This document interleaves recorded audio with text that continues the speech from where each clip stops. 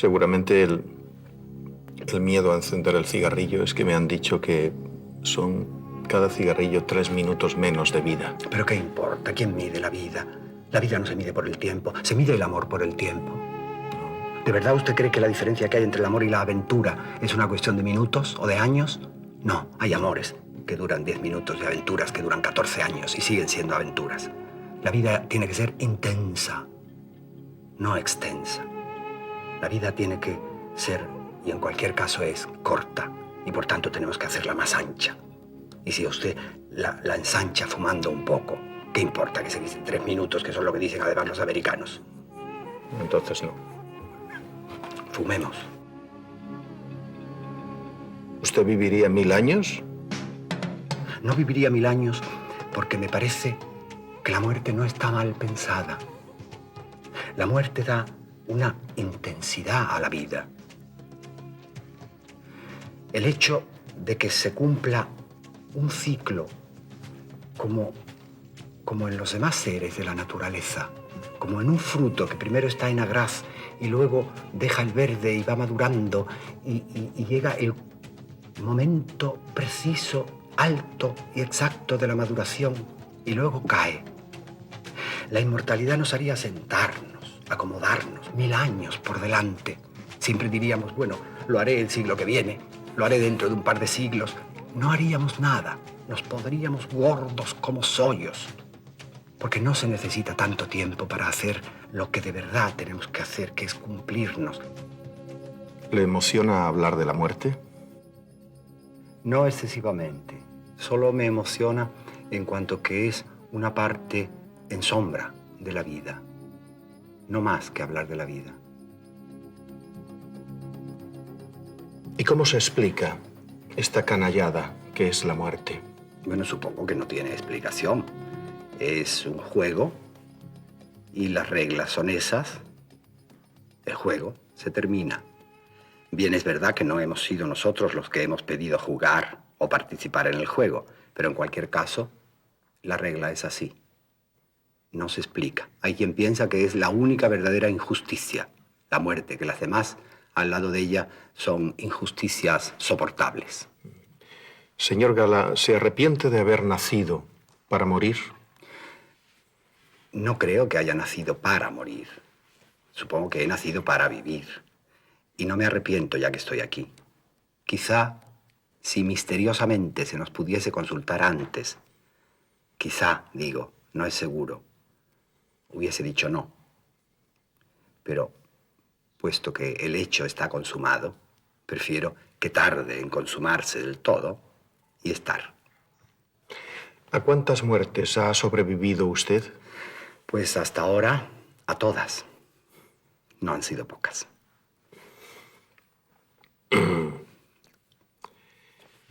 Hay mucha diferencia entre la muerte del niño o la del joven que fuimos y la gran muerte que a todos nos aguarda al final de este camino. Sí, hay una gran diferencia. Porque las muertes anteriores, si se puede llamar muerte, al paso de la infancia, al paso de la juventud, al paso de la adolescencia, han sido muertes asimiladas. Mientras que en la final, los asimilados, digamos, somos nosotros. Es un poco lo que sucede en el Apocalipsis cuando habla de la cena de Dios. Es una cena en que no se come, sino que se es comido. ¿Es más injusta la muerte de un niño que empieza a vivir que la de un anciano que ya ha visto todo lo que tenía que ver? Yo no estoy seguro de que el anciano haya visto todo lo que tenía que ver. No es que me ponga de parte del anciano, pero sí me pongo de parte de esos ojos demasiado humanos que intentan ser justos a la manera de los hombres, compasivos a la manera de los hombres. Yo estoy casi completamente convencido de que casi nadie que opina así se brindaría a sustituirse por un niño o por una mozuela en la flor de la edad.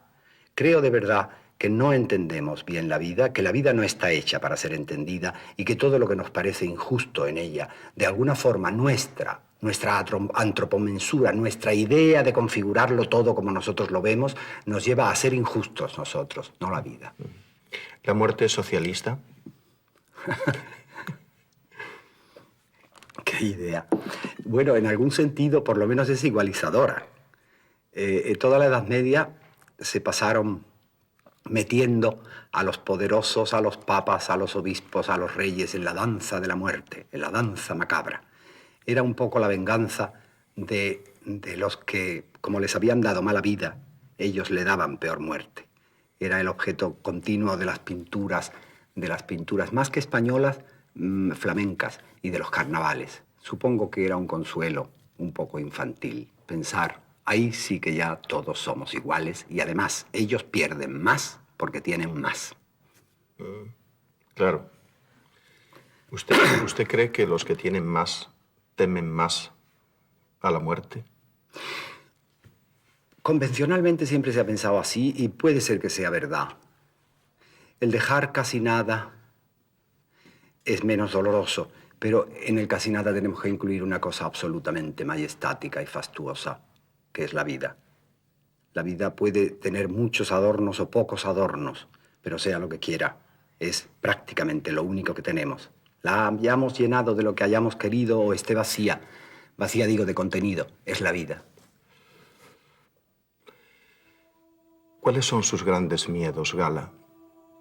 Para mí siempre ha sido la muerte y la locura.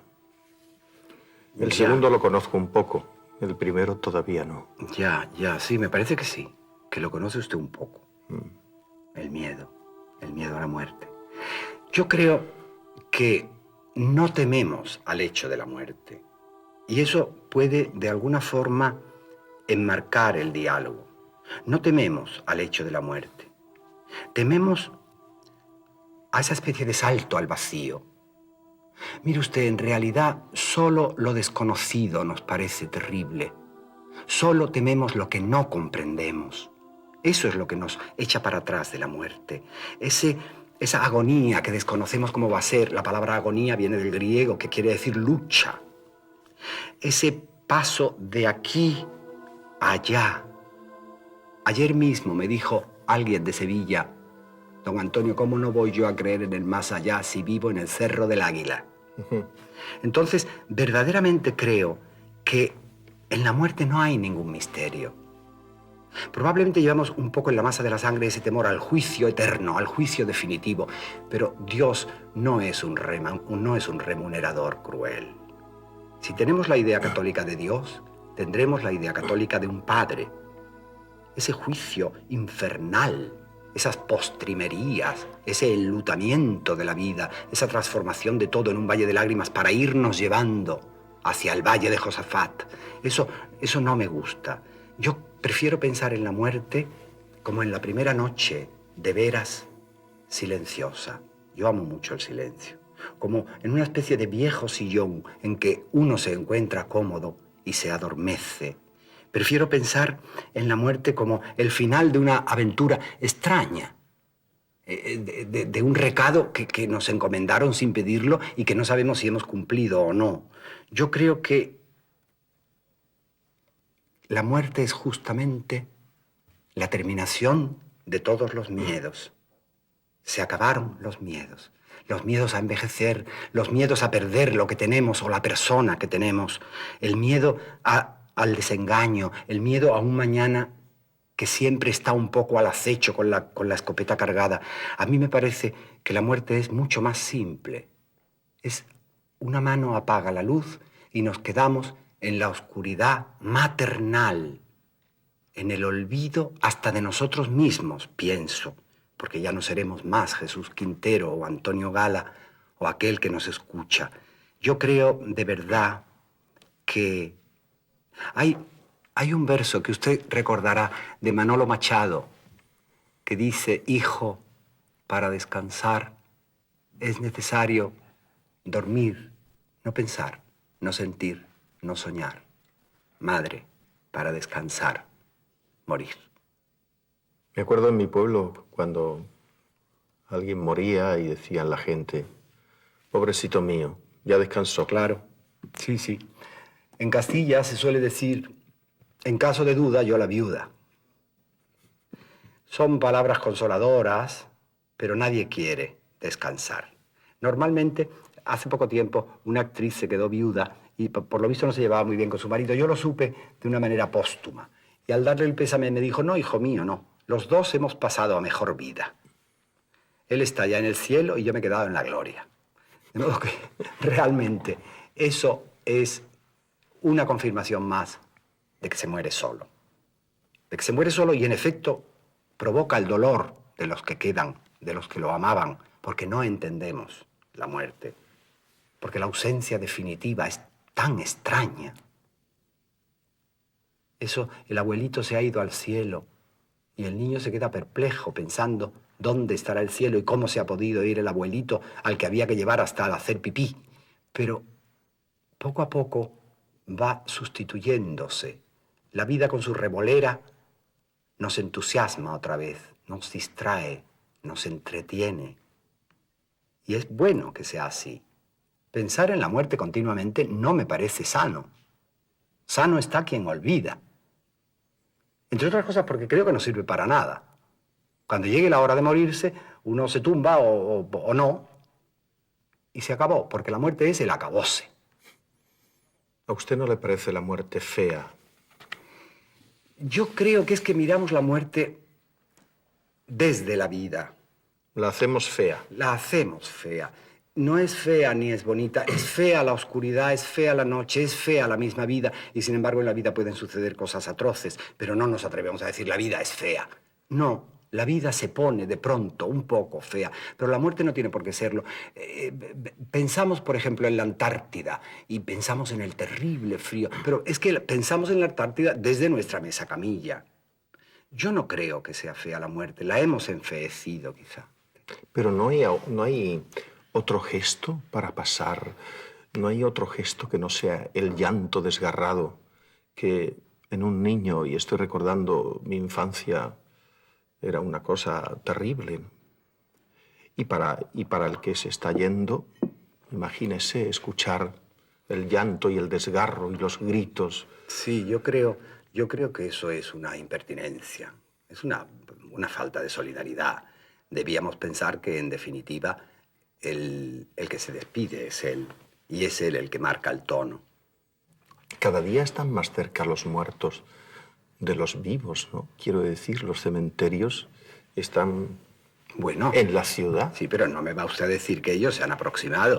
No es creo. La ciudad que ha crecido, la ciudad que los invade también, y sin duda alguna, supongo que también está más caro el comprar un pequeño terreno, una pequeña finquita. Supongo que los vivos, y ya en el peor de los sentidos, los muy vivos, hacen negocio hasta con la muerte. La vida es insaciable. En Buenos Aires usted sabe que... Está rodeado.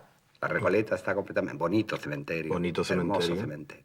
Rodeado de restaurantes, además. Sí, sí, claro. Bueno, el muerto al hoyo y el vivo al bollo es un hecho absolutamente común. ¿Y eso cómo lo ve? Yo no lo veo mal. La vida continúa. Me parece además que los vivos, de alguna forma, tienen la obligación de vivir por los muertos. Es una especie de doble vida ya, de duplicada vida. No está mal eso. Para sentir hay que comer, le oí decir el otro día a una viuda que estaba en el velatorio de su marido. Me parece que la vida y la muerte no se llevan tan mal como creemos nosotros. Me contó un enterrador que las viudas van al principio, pocos días, y que después... ¿Es natural? ¿También es natural? Yo creo que sí. ¿Usted cree que verdaderamente se puede uno vincular a algo tan concreto como una tumba, en la que queda ahí ya? Lo hermoso probablemente es el recuerdo. Y bueno, hay una canción que dice: el luto que es bien sentido se lleva en el corazón, no en el color del vestido. El luto va por dentro. La procesión en general va por dentro.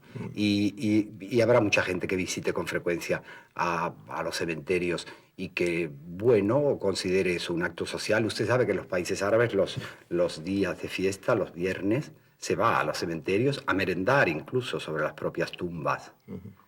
Yo encuentro que esa fusión de la vida, como decíamos al principio, ese no enfrentamiento, sino coincidencia, como la urdimbre y la trama de un tapiz, es una lección de sabiduría. A mí me da un poco de pavor ese rechazo por los muertos que tienen los países muy desarrollados. Pienso en uno concreto. Ese funeral home, ese intentar que la gente ya muera en el hospital y no en su casa, y luego trasladarlo a los tanatorios, donde se quedan solos, fríos y no preocupantes. Yo casi prefiero esa muerte un poco vociferante nuestra, esos velatorios nuestros, esa sensación de desgarro nuestra, no esa frialdad tan antipática, esa toilette del cadáver, ese pintar y maquillar a los cadáveres. Yo recuerdo que una vez en un estado de los Estados Unidos, en un estado del centro, fui a visitar un funeral home y me encontré a un señor sentado con un traje azul oscuro, fumando un puro y perfectamente maquillado. Y me dio tal impresión que retrocedí sin darme cuenta y me caí encima de un macizo de azaleas que había allí. No me gusta eso. Prefiero que la muerte sea la muerte, no ponerle miel por encima, porque no lo necesita. Quizá lo necesitamos nosotros, pero no la muerte. Pero usted, Gala, ¿de verdad que le gustan los cementerios? Sí, me gustan mucho. Me gustan mucho. Mire usted, yo estoy tan hecho a la muerte que verdaderamente ya no la veo. Es como un aire. Respiramos y no lo vemos. No la huelo. Soy como una especie de perfumista que a fuerza de oler perfumes ya no distingue bien. Ni la saboreo. Pues como un experto en vinos, como un catador, que no necesita probar el vino para saber cuál es. Entonces, los cementerios me dan un gran sosiego, me dan una gran paz y me dan, por qué no decirlo, una gran esperanza. Y en todo caso es bueno irse acostumbrando. ¿Prefiere que entierren su cuerpo o que lo incineren? Creo que prefiero que lo incineren. Creo que la ceniza tiene un sentido. Y creo además que no quiero estar en un sitio solo. Quiero volver de alguna forma misteriosa a los sitios donde he sido relativamente feliz. A los sitios donde me he encontrado unido al universo. Quiero unirme realmente al universo. Dejaré una pequeña lista, si es posible. ¿Y quiere morir conscientemente, sabiendo que se está muriendo? No me importa. Hace poco tiempo ha muerto un buen amigo mío, un viejo, en todos los sentidos, amigo mío, de noche, y cuando han ido a despertarlo estaba muerto. Pensamos todos, no es mala muerte, pero ¿lo sintió? Eso no lo sabemos. Creo que en el último minuto el ser humano tiene como un deslumbramiento, se enfrenta por primera vez con él, sin las complicaciones y las contradicciones que ha habido en la vida, y yo creo que elige. Es ese minuto único en que de verdad es libre de aceptar, quiero decir, y acepta. Tengo una gran confianza en eso. ¿Tiene pensado su epitafio? No soy partidario de los epitafios, pero con frecuencia he dicho que me gustaría, uno, murió vivo. Me parece que es lo mejor que se puede desear. Estar vivo, rotundamente vivo, hasta el final. Creo que a los medio muertos ni la muerte los quiere. Bueno, usted estuvo una vez, y perdone que lo recuerde. No importa. Estuvo una vez en la frontera, ¿no? Vivió la experiencia de vida más allá de la vida. Sí. Y no fue una experiencia desgarradora. Coincido con los que dicen que hay un túnel y una luz al final. En efecto, así lo vi yo. Y coincido con los que dicen que la vida nos pasa como en una película, toda nuestra vida, en unos instantes, no hace falta más. Sucede como en los sueños, que es un poco todo sin pies ni cabeza. No coincido en lo de los hechos importantes ni en la forma. Es decir, mi vida no pasó como momentos sucesivos, sino como una especie de retablo gótico que cuenta la historia de un santo. Estaban todos los momentos simultáneamente exhibidos. Y me sorprendió algo. No estaban los momentos que yo he considerado importantes de mi vida. Estaban momentos cotidianos, gestos cotidianos. Y lo que sí vi, lo que sí sentí, más bien, es una sonrisa en el aire. ¿Usted se acuerda del gato de Cheshire, de Alicia en el País de las Maravillas? El gato aparecía de una manera muy extraña. Primero había la sonrisa, luego aparecía el bigote, luego la boca, la cabeza, el cuerpo, la cola. Y para desaparecer era igual. Desaparecía primero la cola, el cuerpo, la cabeza, el bigote. Y se quedaba la sonrisa. Esa sonrisa sentí. Y fue plácido decir, bien, vamos. Luego nos fuimos. ¿No será que se recuerda lo efímero? Probablemente sí. Efímero es todo, yo creo. Pero somos un poco ambiciosos, como los grandes imperios. Hacemos templos, palacios, construcciones. Y luego todo acaba enrasado con la tierra, en las ruinas. Y el polvo es lo que lo sostiene luego, como el que se echa a dormir suavemente una siesta. Supongo que el polvo y la adelfa, que es la triunfadora de las ruinas de nuestra tierra, es lo importante. Con lo que vio y lo que sintió, ¿le hace o le hizo concebir esperanzas de que puede haber otra vida? Yo creo que las esperanzas esas ya las tengo. Puede haber la vida. La vida. Si pudiéramos hablar de vida con minúscula y con mayúscula, yo diría que aquella es la vida con mayúscula. Es la fusión con las vidas anteriores, con la fuente de la vida, con el río interminable y manso de la vida. Yo creo que la naturaleza, o quien la haya creado, es demasiado buen economista como para malgastar. Había una ley que usted recordará del colegio, que creo que era de Lavoisier. La energía no se crea ni se destruye, simplemente se transforma. Y en el fondo es lo que dice la Iglesia Católica, sin querer decir eso, pero lo dice. Vita mutatur non tolitur. La vida no se quita, se cambia. Eso es lo que yo presentí y eso es lo que yo creo. ¿En esos momentos le dio gana de confesar? No, ninguna. Por otra parte, tampoco tenía ocasión porque fue demasiado fulminante. Entré en coma, que es esa suave anestesia de la naturaleza, porque ella sí es partidaria de eliminar el dolor lo más posible. Entré en coma y bueno, la confesión ya no tenía lugar. Pero no sentí la necesidad. Me parece que si Dios es, como se nos ha dicho, Dios no necesita de intermediarios. Y sobre todo en ese momento final, la criatura y el creador, si existe, serán la misma cosa. ¿Y no le da vértigo pensar en la eternidad? Nuestros ojos son humanos y la eternidad no está hecha para ojos humanos. El mismo vértigo podía darnos pensar en las inmensidades, en el infinito del cosmos, en los agujeros negros, en los cientos de millones de galaxias.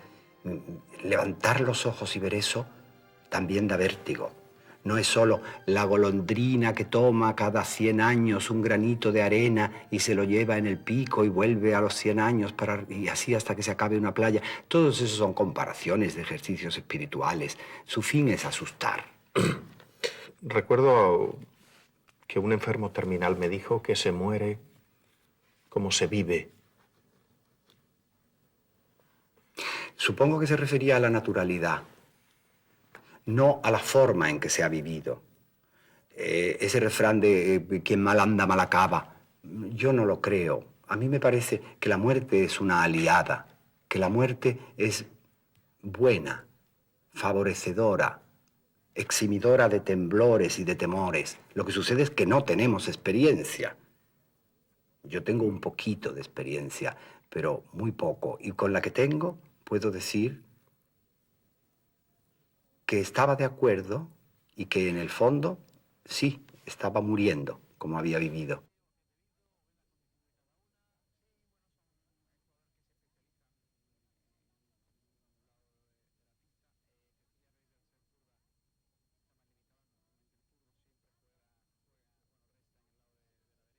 Usted pide desde aquí, exige desde aquí que no le alarguen artificialmente la vida.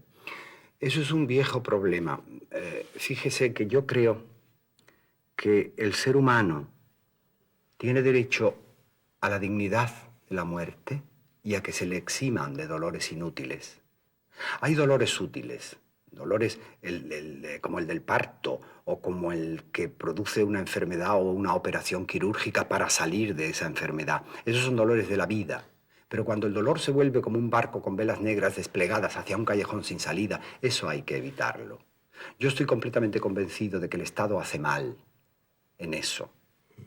El Estado tiene la obligación de mejorar la vida y de mejorar la muerte. Creo que todo vivo tiene derecho intransferible a su vida. Y creo que todo agonizante o todo moribundo tiene derecho intransferible a su muerte. ¿Y por qué? ¿Por qué lo hará el Estado? Por una especie de hipocresía, de querer lavarse las manos en esos extremos. Fíjese usted que los estados normalmente, o la sociedad, deja morir de hambre a millones de seres, declara guerras atroces, es genocida, se desentiende de los viejos, se desentiende de los enfermos o hace mal sus obligaciones de seguridad social y de sanidad, autoriza la pena capital. Y sin embargo, ante la eutanasia, siempre vuelve la cara, se desentiende, no quiere saber nada, no autoriza. Es el mismo problema quizá de los médicos, su deontología no les permite ayudar a morir, entonces se hace una especie de lucha individual, de satisfacción personal en mantener a ese enfermo vivo más tiempo. Me desagrada profundamente eso y en cuanto a mí se refiere, quiero morir como he vivido, con la dignidad que he aspirado a tener y no intubado y transformado en un extraño aparato. ¿Usted fijará su muerte? ¿El momento? No creo.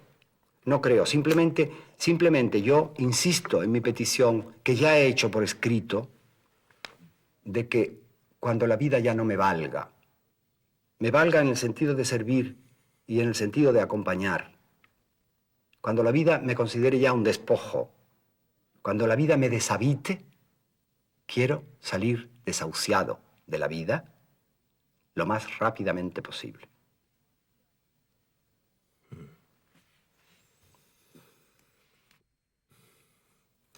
¿Qué le dice usted desde aquí al desesperado que invoca la muerte? Al que la invoca solo. Ese todavía está lleno de esperanza.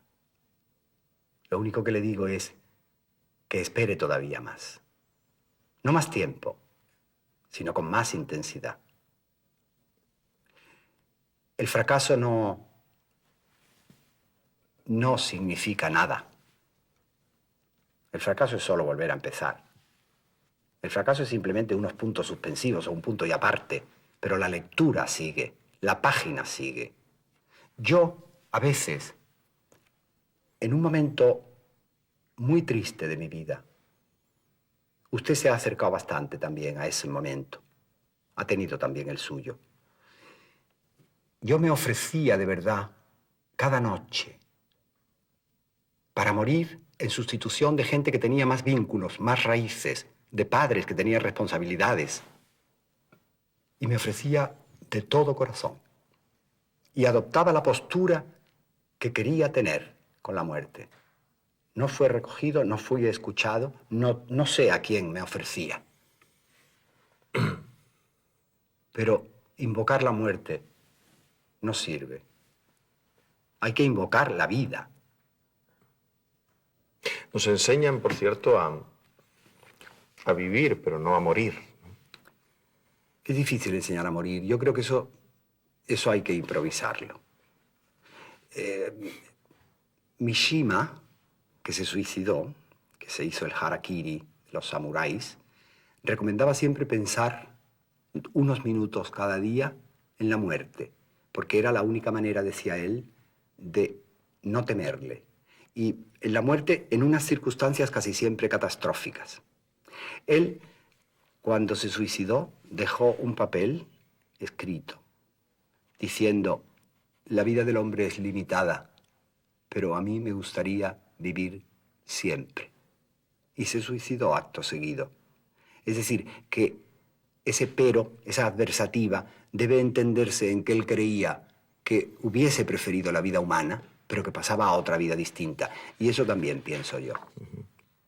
Hay quien piensa que el suicidio es un asesinato contra uno mismo, pero hay también quien piensa que el suicidio puede ser un acto civilizado en algún momento. ¿Usted qué piensa? Bueno, usted sabe que alguien dijo que filosóficamente no había más que un problema, si suicidarse o no. ¿Camus? Sí. Es decir, si existe la muerte de antemano, la elección está clara. O uno, si quiere, adelanta la hora de la muerte, o uno le da a su vida un sentido que la muerte no pueda, de ninguna manera, amenazar, que sobreviva a la muerte. Yo comprendo perfectamente el suicidio. A mí me parece a veces que el suicida es como alguien que quiere salir de una habitación por una puerta que solo está pintada. Pero hay momentos en que la vida es tan gravosa, en que la vida es tan aparentemente inútil, que sí se tiene la idea de que quizá lo mejor sería salirse de la cancha. Los adolescentes suelen tener esa tentación, porque tienen quizá un exceso de vida.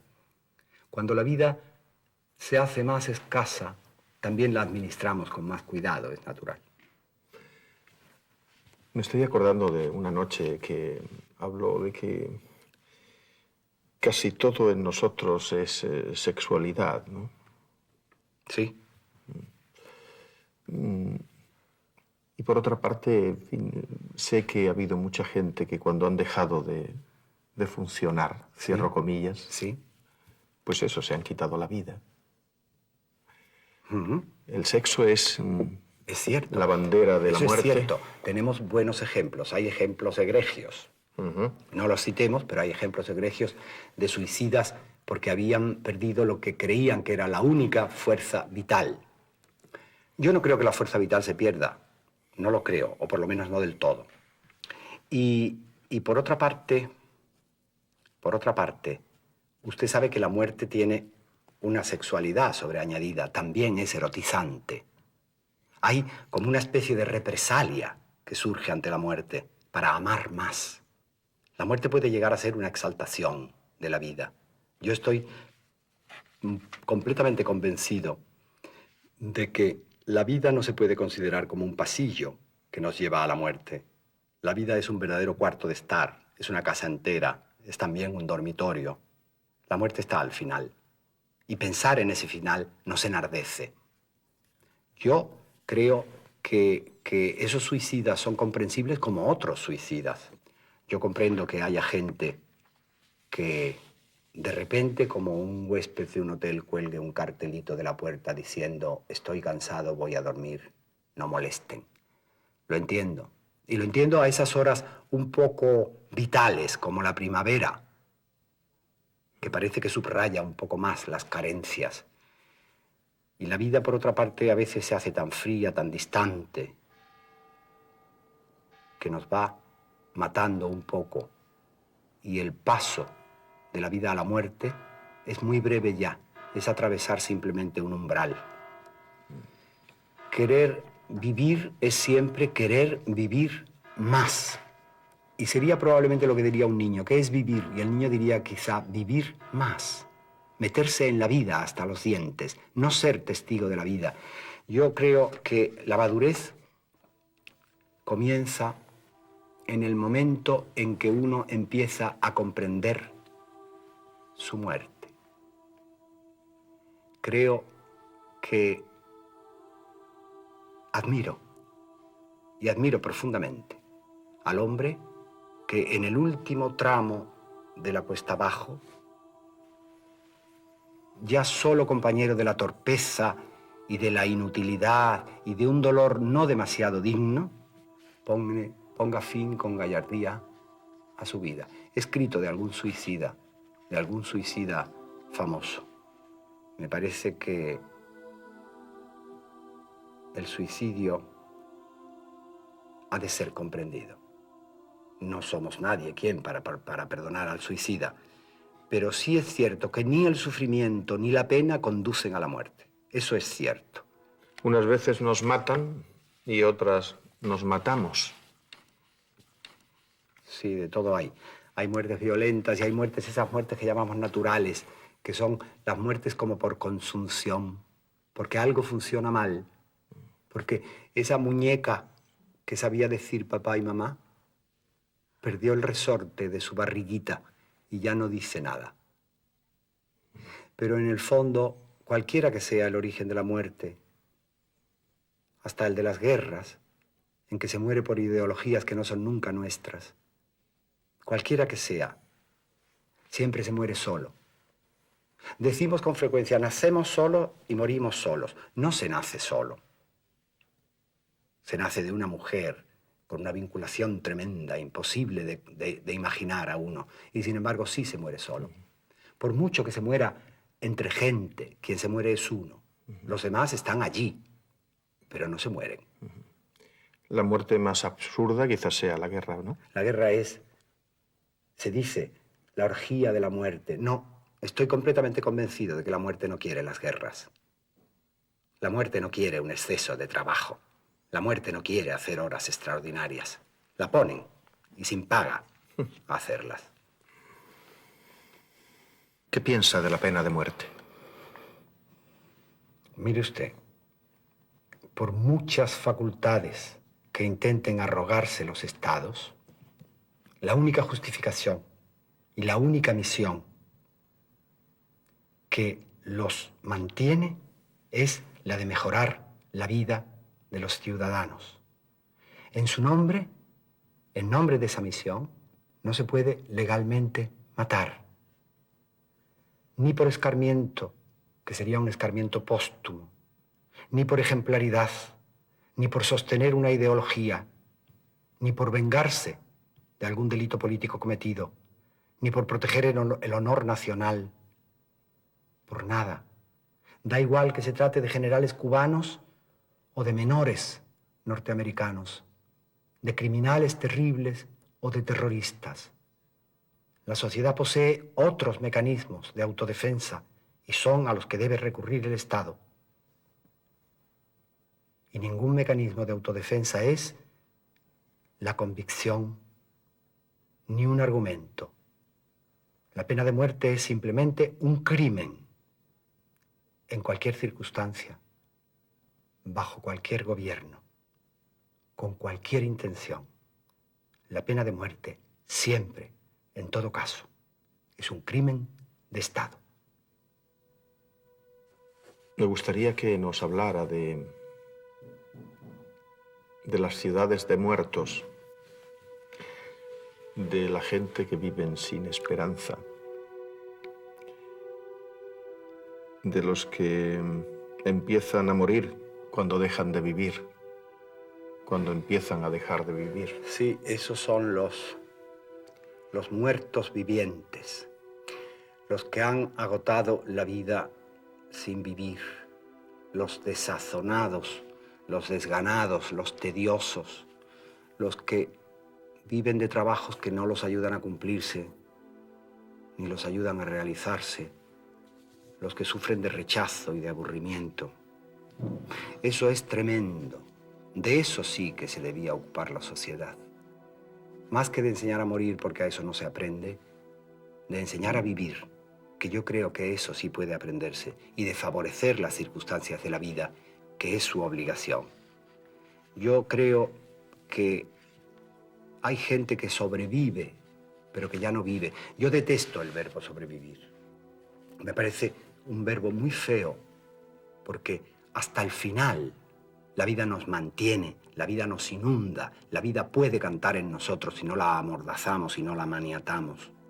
Yo creo que todas las penas que podamos sufrir en la vida, en el fondo, producen el efecto de un tóxico, que nos van inmunizando contra ese tóxico si lo tomamos en pequeñas dosis.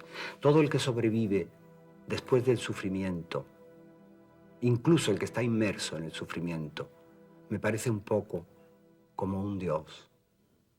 Porque la llama ilumina y quema al mismo tiempo. El brillo y la quemadura son hermanos, se parecen mucho. Lo que pasa es que no acostumbramos a distinguirlos bien, como no acostumbramos a distinguir bien la muerte de la vida. Yo creo que no se es Dios por haber comido del árbol del bien y del mal, seréis como dioses. Se es Dios por haberse fundido de verdad con la vida. Se es Dios porque uno ya al final empieza a transformarse un poco en animal, un poco en vegetal, un poco en piedra fría, juntando todas las vidas. Eso es lo que yo admiro, a eso es a lo que yo aspiro. ¿Usted cree en la reencarnación? De momento no tengo pruebas ni en contra ni a favor. Pero lo que sí puedo decirle es que yo me encuentro en este momento decidida y ferozmente yo mismo. Supongo que la reencarnación será así. No se tratará de oír ecos de otra vida ni aprovechar experiencias de otra vida. El fenómeno ese de lo déjà vu, que parece que es una terminología habitual e internacional, de lo ya visto, es otro fenómeno, es otra cosa, es otra circunvolución cerebral la que funciona. A mí me han dicho siempre que he tenido vidas anteriores, que he sido personajes, incluso alguno conocido, anteriores, pero yo no tengo la prueba ni me están ayudando nada. Verdaderamente, todo lo que sé lo he tenido que aprender primero. No tengo ciencia infusa. La vida es sueño, como dijo el clásico, un sueño del que nos despierta la muerte.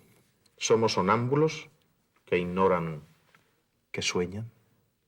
A mí eso me parece una frase que hizo Fortuna, lo de la vida es sueño, pero me parece una terrible inexactitud, en todos los sentidos, porque la dijo Calderón recogiéndola, pero la publicó, la publicitó, como se diría ahora él, y se equivocaba porque Calderón era el defensor del libre albedrío. Es decir, si soñamos en un sueño no hay libre albedrío ni se nos puede sancionar de ninguna manera por ello. Es decir, de alguna forma Calderón tenía una cierta empanada mental en la cabeza. Pero aparte de eso, es que me parece que lo único real es exactamente la vida. Sueño es lo que ponemos nosotros alrededor de la vida. Pero lo absoluto es la vida. Sueño es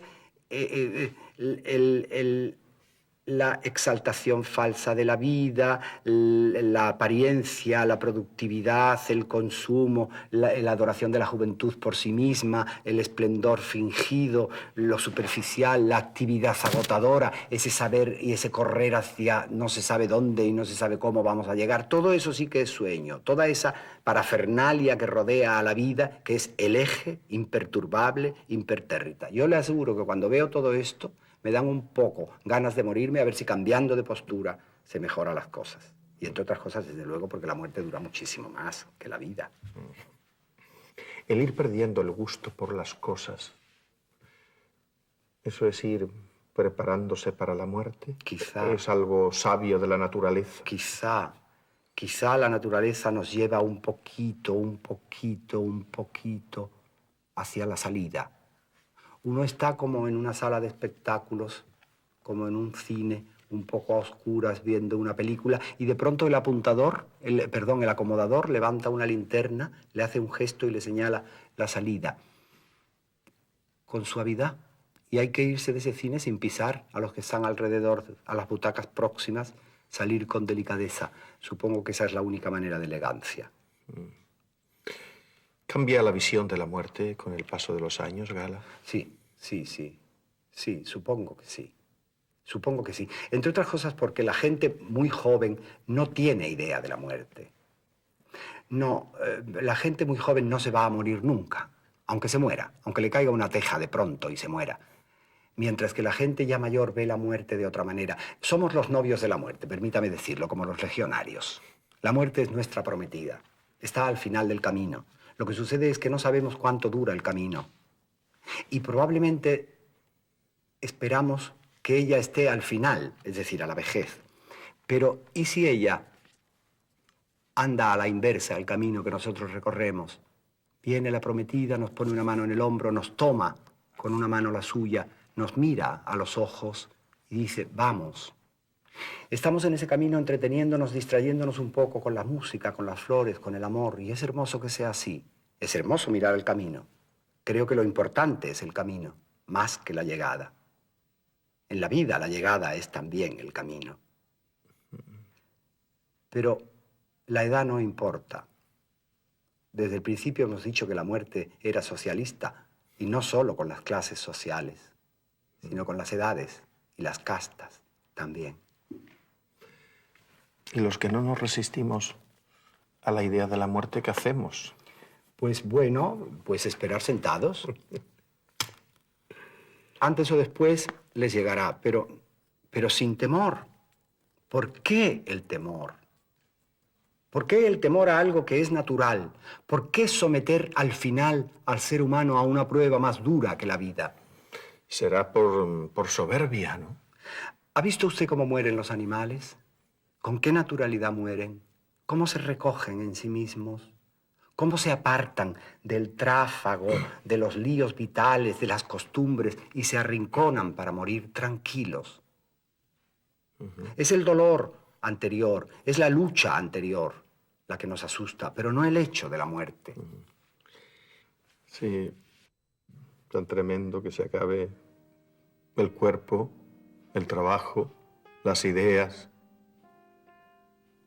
Pero hay un tiempo para todo, hay un tiempo de sembrar y un tiempo de recoger, hay un tiempo de amar y un tiempo de morir. Y su cuerpo, que dice usted que es penoso que se acabe, se va poco a poco oxidando, poco a poco desentendiendo de usted, y llegará un momento en que note que no está mal morir, que no es un mal invento.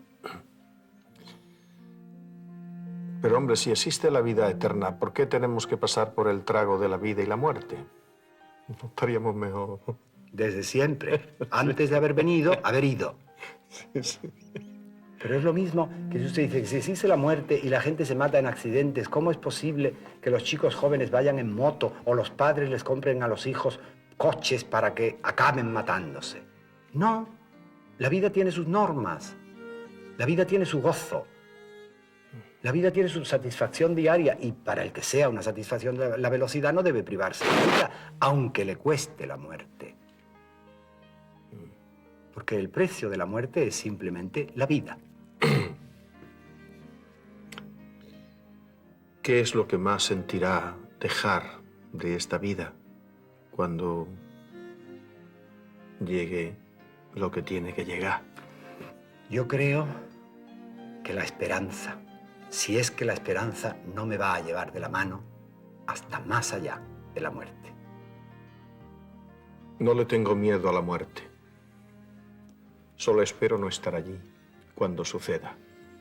Hombre, yo puedo tranquilizarlo en eso. Me parece que la frase de Woody Allen, que es muy graciosa, pero puede estar tranquilo. Cuando la muerte esté, no estará él. Y cuando él esté, no estará la muerte.